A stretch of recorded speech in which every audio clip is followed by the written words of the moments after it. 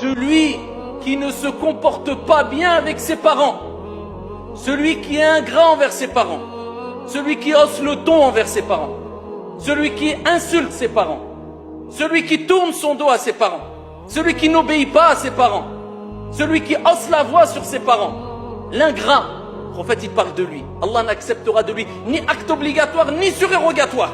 Wa bil walidayni ihsana.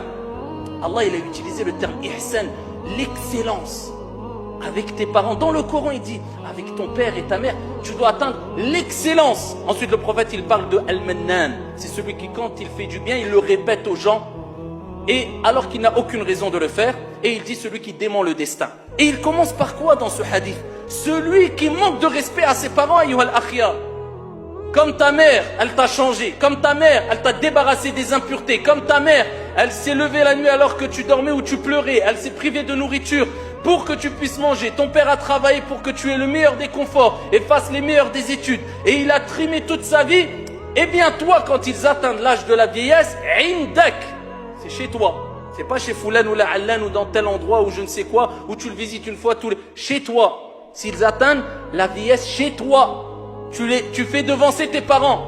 S'ils n'ont nulle part où aller et il faut quelqu'un pour s'occuper d'eux, tu les réceptionnes chez toi et tu t'en occupes. Indak. Allah il dit, il parle de manière naturelle notre Seigneur parce que c'est quelque chose de naturel normalement.